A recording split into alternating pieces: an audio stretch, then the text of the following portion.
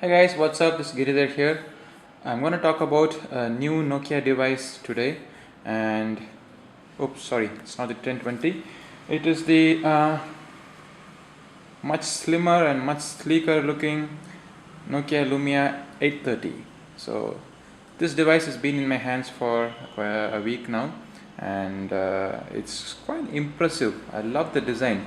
When I first saw the Nokia Lumia 1020, I thought this is everything a mobile must have been, and then slowly when I started using it, I felt that the hunchback is a great drawback in the design.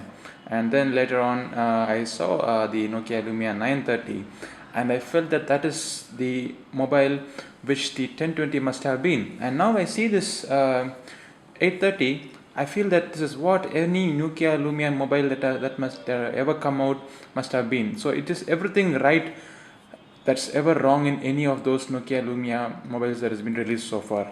It is so sleek, it is designed fantastically, it's got a great camera and it's got an awesome processor, and the price is just right. And let me dive in more and give you more details about why I think this is the best Lumia mobile ever.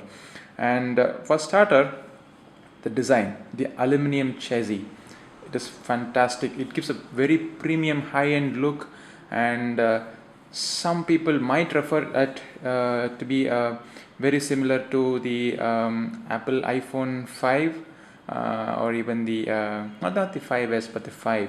So the 5 Black had a similar finish, and they don't make any more of those good designs over in Apple. But now we have a similar looking design in the Nokia stables, and I'm very impressed with it. I feel it much more sturdier than the Apple iPhone 5, and it's got a sleeker, slimmer profile. I think it's around 8.5 thin, and it weighs just 150 gram, and it's quite solid.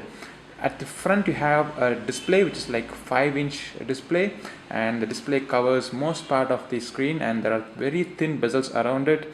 And you must also see that there's a front facing camera here, which is quite a wide angle camera.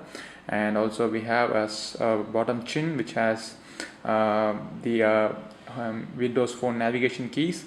The display is a 5-inch display, and it supports resolution up to 720p, and it's got a much lower PPI density, but still I feel that the images are quite sharper here. The responsiveness is awesome, and I must say that the sunlight readability is also great.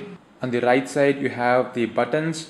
The buttons are also metal buttons here, and it's quite easy to find them. And there are 3 buttons: the camera button, the power button, and the volume button there. And on the left side you have nothing. On top you have the 3.5 audio jack, and also the USB port. At the bottom there is nothing, and at the back there's a polycarbonate shell, and also the 10 megapixel pure view camera. Opening up the back, the user replaceable 2200 mAh battery, and also underneath the battery there is a slot where you can insert a SIM. So it's not a normal SIM, it's a nano SIM. It's not even a micro SIM, it's a nano SIM. This device also proves that you don't need to have a SIM card tray, or which is kind of pulled out using a pin like this, to have a small thin form factor here. And also there is a micro SD card slot, and this battery is 2200 milliampere. It's BVL4A model, and it lasts for a day in a normal usage. And the camera is a Carl Zeiss pure view camera. It's assisted by a LED flash here, and it's got the optical image stabilization, as I mentioned earlier. So this is the thinnest optical image stabilization system ever made, and it works amazingly well. And the camera quality is really good, but while taking videos I felt that the optical image stabilization is not up to the mark as compared to a great device like the Lumia 1020. It's also got the noise cancelling mic here, and there's another mic at the bottom, and speakers are at the bottom as well. There's a third mic here, so again this is for speaking into the phone while you're on your telephonic calls. The back also reveals a small circuit, which is the wireless charging circuit. So once this is snapped onto it, the circuit comes in contact with the LED connectors here, and that enables this device to be charged wirelessly using any wireless charger which follows the Qi standards for wireless charging. So they have proved that you can have a very thin portfolio and you can still have a user replaceable battery and a micro SD card slot. But one trade-off here which they have done is the nano SIM card tray. So apart from the design, the software, which is now the Windows 8.1, is really smooth on this device. This device runs on 1.2 gigahertz Qualcomm Snapdragon 400 SoC, and which is very similar to what we saw in a device, an entry-level device like the Moto G.